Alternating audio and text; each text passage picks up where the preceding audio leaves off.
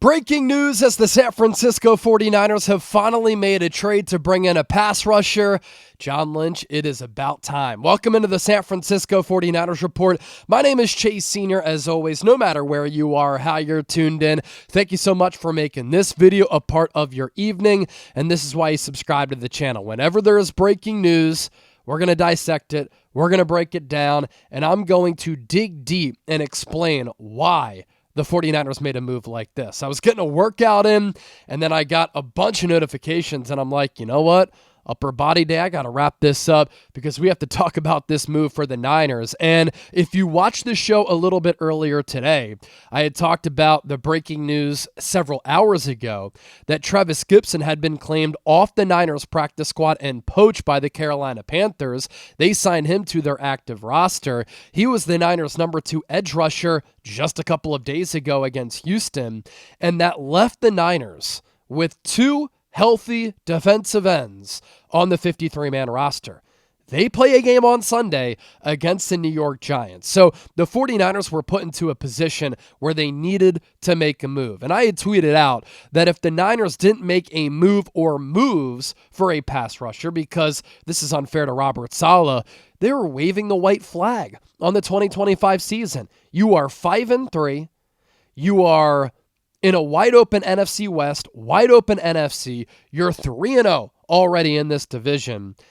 With your level of coaching, you have a chance any given week, but you don't have a chance if you can't get after the quarterback.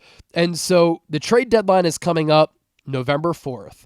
This can't be the only move that the Niners make. This is a smart move, and obviously we'll get into it here, because the Niners aren't giving up a lot, and they get a player who can help them in the future. And I've been saying for weeks here on the show, the Niners are trying to make a move like that. I think they have to make another move, potentially a third one. So let's get into it here. The New England Patriots sending defensive end Keion White to the 49ers. In exchange, New England gets a 2026 6th-round pick for a 2026 7th-rounder and White, who had 5 sacks last year. And this is a player who fits the mold of the defensive ends who the Niners have brought in over the last few years, either in free agency or via trade, who fit this Niners scheme and fit what the Niners like from a size standpoint and versatility standpoint. Think Charles Omenihu, who the Niners traded for by the deadline back in 2021. He could play defensive end. He could play defensive tackle, has big size. Think Arden Key, a player who the Niners signed in free agency for very little money, who can play defensive end, defensive tackle. Yeturgos Matos, big, long wingspan, good size. He could play defensive end, defensive tackle. They drafted Mykel Williams. He can play both of those positions. They made a trade back in 2020 for Jordan Willis. He played defensive end and defensive tackle. Keion White can do that. And I think the Niners really like his positional versatility. His alignment and pressure percentage in 2024. He lined up at the edge, 463 snaps, 9.9% pressure rate. Defensive end, 202 snaps, 13.3% pressure rate. And at defensive tackle, 86 snaps, 15.8 pressure percentage. The Niners saw that and they were probably like, this guy can work in our scheme. In 2025, new regime with New England. So this is no longer the Bill Belichick, Gerard Mayo defense. Mike Vrabel has come in and he's gotten rid of some players who doesn't fit what they want to do defensively.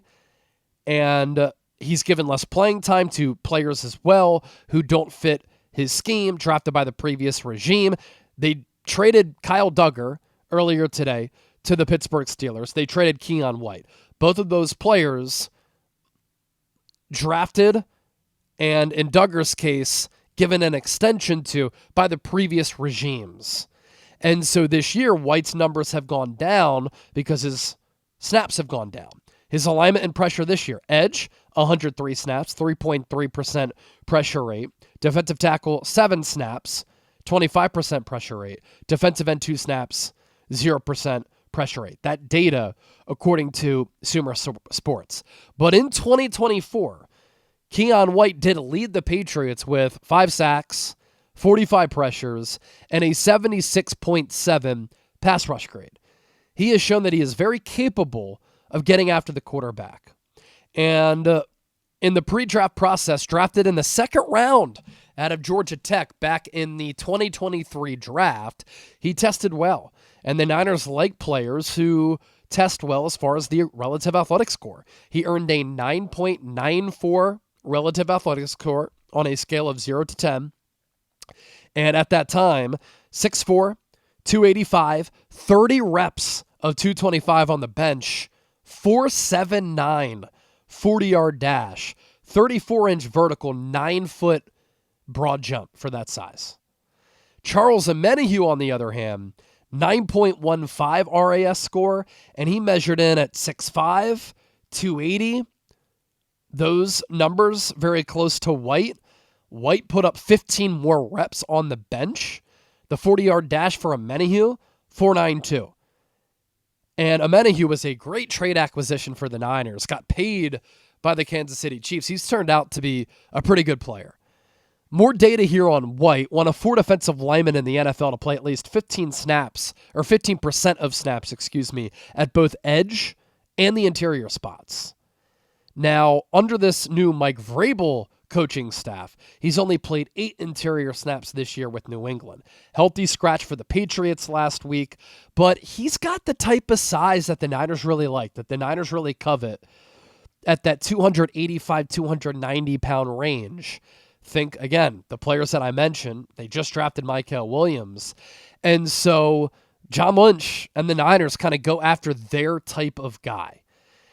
More benefits to this, low cost, and he's under contract through 2025 and through 2026 as a former second-round pick. So no fifth-year option. So he's under team control this year and next year. Those are the types of players who the Niners were looking at acquiring. And if they target another player, I think they're going to want a player who's under team control for the foreseeable future here. Now, more to get to here on Keion White. Let's get to our sponsor. This episode brought to you by Prize Picks. The hard-hitting football action is even better with Prize Picks, the #1 fantasy sports app in North America. That's why millions of users have signed up, my real ones. The weather might be changing, but the feeling of being right never gets old. So keep the season rolling on Prize Picks by getting $50 instantly in lineups when you play your first $5. Prize Picks simple to play. You pick more or less on 2 to 6 player stat projections, and you can win some big-time money. I know you all know ball. Turn your takes into cash with Prize Picks. It's the only app that offers stacks.